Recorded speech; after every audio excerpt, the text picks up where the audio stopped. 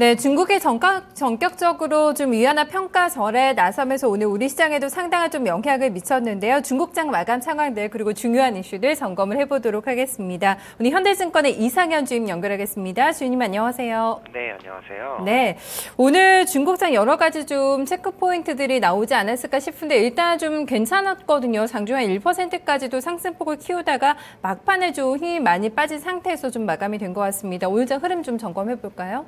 오늘 상해 증시 같은 경우에 상승 흐름을 계속 보이다가 장 막판에 하락 반전하면서 마감을 했습니다. 상해 종합지수 같은 경우에는 3,927포인트로 마감을 하면서 약보합세로 마감을 했고요. 상해 A지수 같은 경우는 4,115포인트로 보합 수준으로 마감을 했습니다. 상해 180지수와 상해 380지수가 약간 다른 흐름을 보였는데요.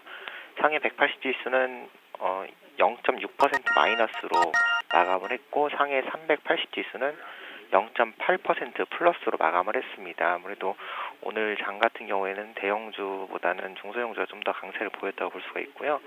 홍콩 같은 경우에는 장중 상승 흐름을 계속 이어가다가 지금 현재는 홍콩 종합지수 같은 경우에는 소폭 상승세를 보이고 있고 홍콩 H주 지수 같은 경우에 소폭 약세를 보이고 있는 상황입니다. 그래서 중국 증시 같은 경우에 전일 급등에 따른 차익 실현 매물 추세로 혼조세로 마감을 했고요. 전일 급등에 따른 차익 실현 물량과 국영기업 개혁 기대에 따른 매수세가 혼재된 모습이었습니다.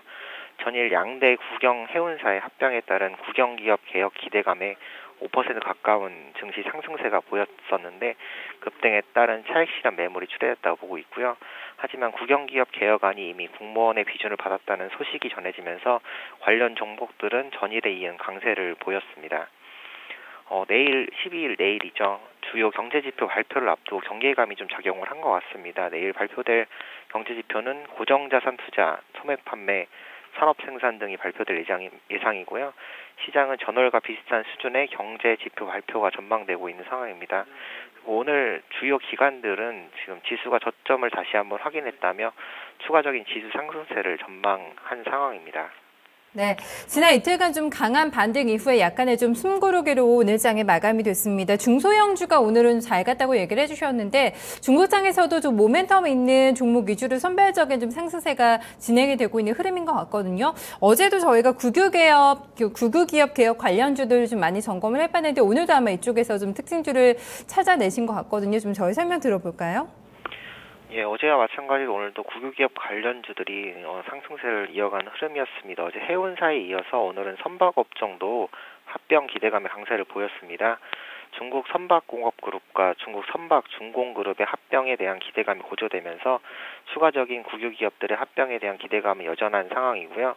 오늘 같은 경우에는 중국 조선군수장비, 중국 선박공업 등이 상한가를 기록을 한 모습입니다. 그리고 중국 국가개발개혁위원회가 징신지 함량발전 생태환경 보호 전략을 적극 추진하겠다고 발표를 했습니다. 또한 중국에서 환경과 관련한 투자가 지금 지속되고 있는 가운데서 2020년 동계올림픽 개최지가 베이징으로 확정되면서 대기오염 관리 관련 사업의 적극 추진이 기대되는 등 환경보호 산업과 관련된 호재가 이어지고 있는 상황입니다.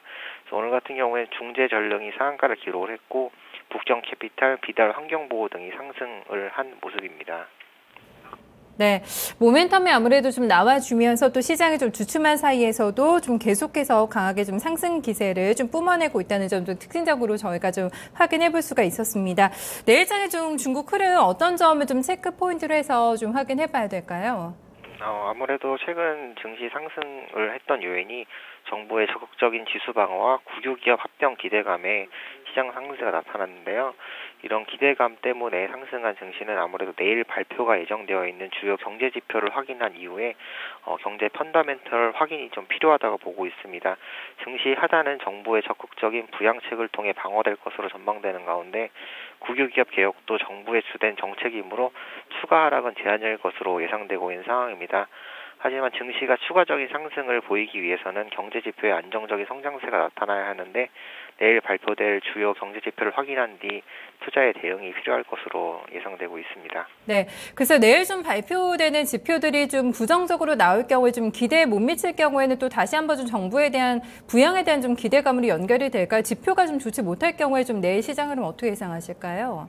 일단 최근 흐름을 보면은 아무래도 하단이 방어되는 상황에서 상단도 어느 정도 막혀 있는 상황이거든요. 지수가 지금 4,000포인트 가까이 올라와 있는데 지금 상황에서는 지표가 좀 부정적으로 나오게 된다면은 아무래도 하락 요인으로 작용하지 않을까라고 예상이 되고 있는 상황입니다. 네, 알겠습니다. 오늘도 분석 잘 들었습니다. 고맙습니다. 네, 감사합니다. 네, 일단 펀더멘털에 대해서는 중국장이 좀 많은 점수를 받지는 못하고 있습니다. 지금 정부의 어떤 정책에 힘이 좀 근간이 돼서 좀 반등 기세를 보여주고 있는데요. 내일장에서는 주요 지표가 예정이 되고 최근에 나오는 지표들이 흐름이 좋지 못했기 때문에 일단 시장의 기대치는 크지는 않은 상황입니다. 이 기대치에 근거해서 어느 정도로 지표 내용이 나오는지가 상당히 중요할 것 같은데요. 내일 중국장 반응 체크를 해보도록 하겠습니다.